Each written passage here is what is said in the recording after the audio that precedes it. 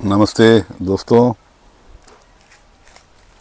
आज मैं अपना गांव को आया हूं और यही गांव पे मैं सोचा कि आपको अपना जो नेक्स्ट पॉइंट था अबाउट कस्टमर बुकिंग उसका बारे में बताऊं। जो मेरा तीसरा पॉइंट था, पहला था टेस्ट ड्राइव, सेकंड था कंज्यूमर ऑफ़र और थर्ड था कस्टमर बुकिंग। तो गाड़ी जब आप बुकिंग करने के लिए सोचते हैं, कंज्यूमर ऑफर फाइनल हो गया, गाड़ी जब बुकिंग करने के लिए सोचते हैं तो गाड़ी बुकिंग का प्रोसीजर यही होता है कि पैसा कुछ देना पड़ता है। पेमेंट नॉर्मली 7,000, 9,000 या तो 11,000 देते हैं, क्योंकि इसको ऑस्पिशियस बोला जाता है, शुभ बोला जाता है, समझा जाता है ये। तो इसीलिए आप 7,000, 9,000 या 11,000 दीजिए। या तो अगर उनका कोई पर्टिकुलर मॉडल को लेकर अगर कोई स्पेसिफिक अमाउंट है, डिसाइड रहता है, फिक्स रहता है 21,000, 25,000, 50,000, तो वो आप दे सकते हैं। तो ये है आपका बुकिंग अमाउंट। और बुकिंग अमाउंट हमेशा PhonePe, credit card, debit card, RTGS, NEFT इसकी जरिए से दीजिए और कभी कैश मत दीजिए। अगर कैश देते हैं तो कैश काउंटर पे जमा कीजिए और तुरंत उसका मनी रिसीट लीजिए। तो ये होता है नॉर्मली प्रोसीजर। अदरवाइज़ कैश अगर आप किसी बंदे को देते हैं, वो लोग पैसा, कभी कभार देखा गया है कि बंदे लोग पैसा सही टाइम पे जमा नहीं करते और बाद में आपको प्रॉब्लम होता है। तो ये आप ध्यान दीजिए और हमेशा कैश अवॉइड कीजिए। चेक दीजिए, डीडी दीजिए, जो भी दीजिए, कैश मत दीजिए।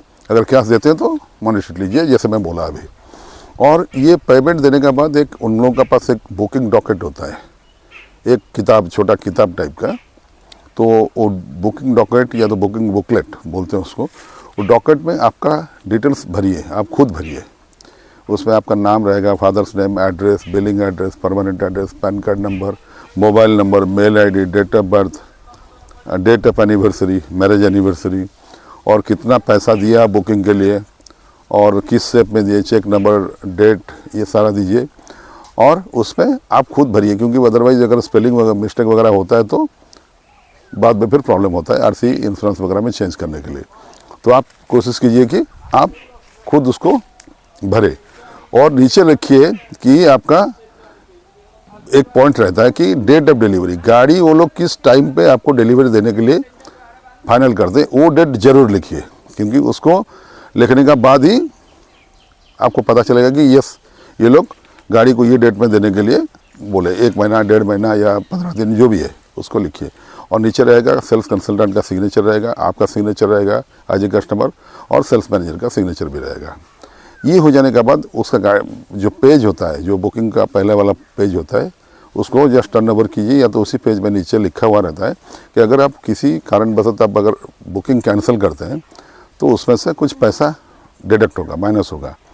अगर आप 10,000 दे के बुकिंग किए तो बुकिंग के अगर कैंसिल करते हैं, आपका कोई रीजन रहता है, तो उसके लिए आपको 3,000 या तो 2,000 या तो 5,000 पीछे लिखा हुआ रहता है टर्म्स एंड कंडीशन में कि आपको डिडक्ट करके वो लोग देंगे। जैसे आप बुकिंग कैंसिल करने के लिए किसी वजह से अगर आप एप्लीकेशन देते हैं, तो अगर आप 9,000 रुपया दिए तो 9,000 में से 3,000 रुपया माइनस करके बाकी पैसा वो आपको लौट आएंगे।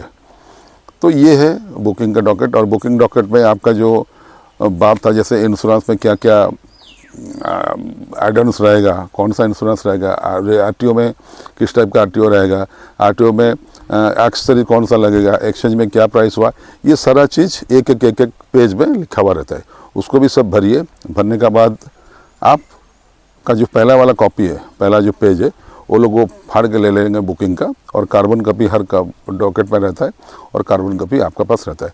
जिस दिन आप गाड़ी डिलीवरी लेने के लिए आते हैं, वो बुकिंग डॉकेट को लेके आइए। ये है बुकिंग। बुकिंग का मेन चीज़ है कि आप जिस टाइम पैसा दे देते हैं, एक मॉडल वेरिएंट कलर को फाइनल करके तब पैसा दे दिए, मनी रिसीट कट गया, तो ये हो गया आपका बुकिंग। और साथ में ये डॉकेट को भरना पड़ता है। डॉकेट भरा जाता है तभी क्लियर कट इन्फॉर्मेशन मिलता है उसमें। और कभी भी कल को अगर कुछ, ये बुकिंग डॉक्यूमेंट का फ़ायदा ये है कि कल को अगर कुछ प्रॉब्लम होता है बुकिंग को लेके, वो लोग 15 दिन में गाड़ी देने के लिए बोले थे, आज 1 महीना हो गया दे नहीं रहे, तो डॉकेट को दिखा के आप कंपनी में कंप्लेन कर सकते हैं, या तो डीलरशिप का पास जाके जीएम से या तो सेल्स मैनेजर से आप कुछ कंप्लेन वगैरह कर सकते हैं। ये अगर नहीं रहेगा तो कोई बेसिस नहीं है कि जिस बेसिस पे आप किससे बात कर सकें, क्योंकि ये बहुत इंपॉर्टेंट चीज़ है कि कस्टमर डॉकेट, उसको डॉकेट को फिलअप कीजिए और मनी रिसिप्ट रखिए पास में, और आप बुकिंग करने का 15 दिन या 1 महीना जो भी बुकिंग डेट दिया गया उस हिसाब से आप वेट कीजिए, और इस बीच में जो टाइम रहता है उस टाइम में आप अपना फाइनेंस रेडी कीजिए। तो ये होता है बुकिंग डॉकेट को लेके कंप्लीट बात।